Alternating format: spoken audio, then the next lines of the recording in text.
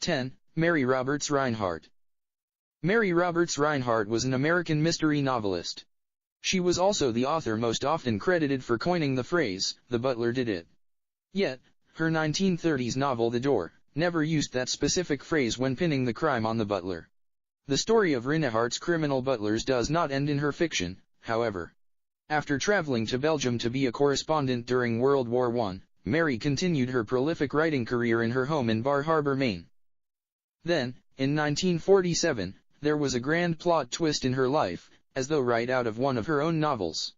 After hiring a butler, rather than promoting Reyes, a chef who had been with her for 25 years, the Filipino man became enraged. He walked up to her while she was reading and pulled a gun on her. He shot at her point blank. Lucky for Mary, the gun misfired.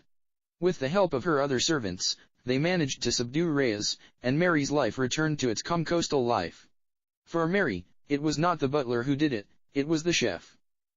9. Charlie Jones. Charles F. Jones worked as a valet for William Marsh Rice, founder of Rice University in Houston, Texas. Upon Rice's death, the university received over $8 million, which was most of Rice's entire self-made fortune. Though we have a well-to-do millionaire and his personal valet, this story is not one of Bruce Wayne and Alfred Pennyworth. Instead, Jones betrayed his employer and collaborated with an unscrupulous lawyer, Albert T. Patrick. Patrick, knowing Mr. Rice from a dispute over the will of Mrs. Rice, saw the opportunity to take advantage of the wealthy widower. Together he and Jones created dozens of fake documents including a will. They even devised a document declaring Rice's desire for cremation and hatred for embalming. Then, Jones claims, he poisoned his employer with chloroform. The murder happened on a Sunday, and they would have to wait 24 hours for the crematorium to heat to operating temperature. In the meantime, Patrick agreed to have Rice embalmed to keep him from decomposing. Patrick then attempted to cash several checks in Rice's name. Both men were soon arrested, and the cremation was put on hold, with the evidence well preserved. During Patrick's murder trial, Charlie Jones made many conflicting statements and confessions. Even so, he was never convicted or even tried for the murder of his employer. 8. Kate Webster. Catherine Webster, Kate, was a career criminal, but she was not a very good one. In and out of jail her entire life, even having children did not settle the woman. In 1879, she took a job as a maid for the elderly Julia Martha Thomas. Within a month it proved she was no better as a maid than as a thief, and she was fired. Kate did not take this well, and she murdered Mrs. Thomas in a fit of rage, pushing her down the stairs and strangling her. Some stories report that Kate went to bed after that, others suggest she went to the local pub.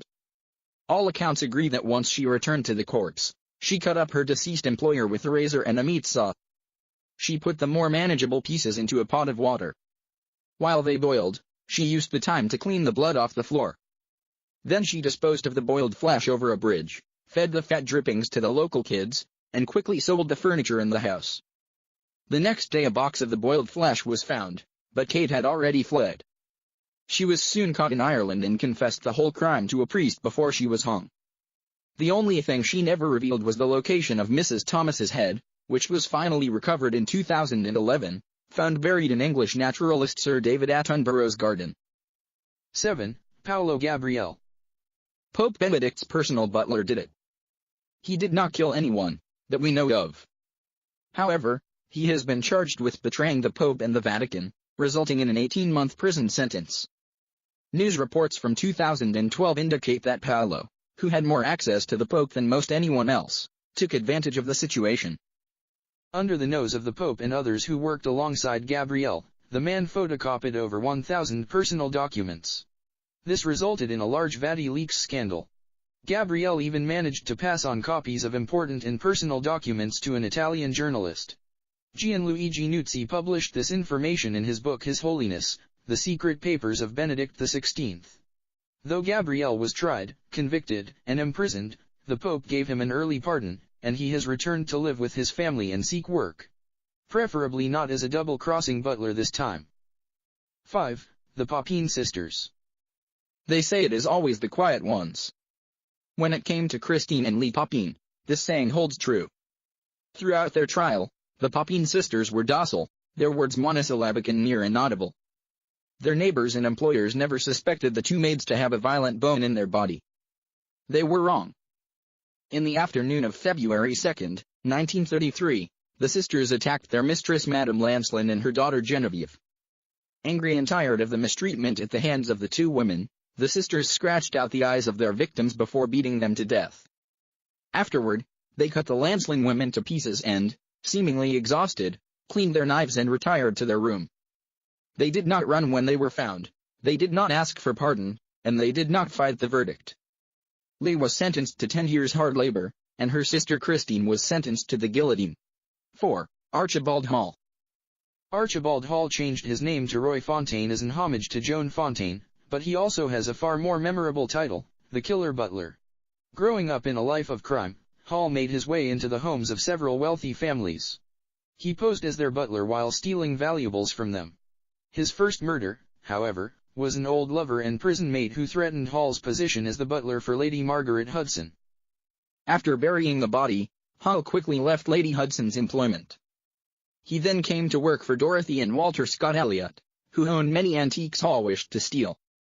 With the help of small-time crook Michael Kiddo, they planned the robbery. During their attempt, they were caught in the act by Dorothy Scott Elliott. This triggered a waterfall of kills, including Dorothy, Walter, and an accomplice named Mary Coggle. Another victim was Hall's own brother, Donald, who was just released from prison. This final kill ended the spree for Hall and Kiddo as police found them with Donald's body in the trunk of the car. For Archibald Hall, the sentence was life in prison and death did not come until 2002. 3. Grace Marks. Grace Marks was a Canadian maid hired in 1843, for a mere $3 a month. She was there for perhaps a month before her story turned from innocent maid to co-conspirator in a double homicide. After learning he was being fired from the position of stable hand, James McDermott conspired with Grace. They plotted together to kill their employer and his housekeeper. McDermott hit Nancy Montgomery in the head before he strangled her. Thomas Kinnear was shot point blank soon thereafter. The confessions of the two contradict each other, Grace claiming to be an unwitting accomplice in the murders. McDermott, on the other hand, claimed that the murders would not have happened without Grace. He insisted that she pushed at him and taunted him into doing what he did.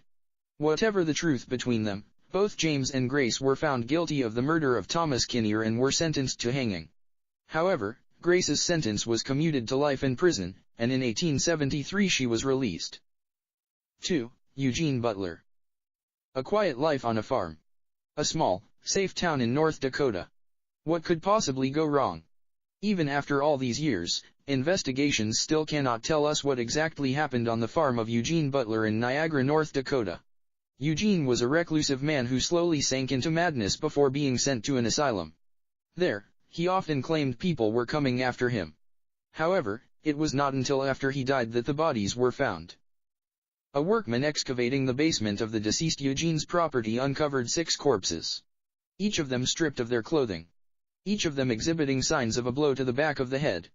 The bodies were never identified, and the mystery remains today as to who the victims were. Though Eugene was only a butler by last name, one of the theories is that his victims were housekeepers who had become too expensive to pay or farm hands who were plotting to kill him. 1. Cicero. Cicero is the code name of the butler spy who sold secrets to the Nazis during World War II. Cicero, whose real name was Ilyesa Bazna, was a valet for the British ambassador to Turkey, Sir Hugh.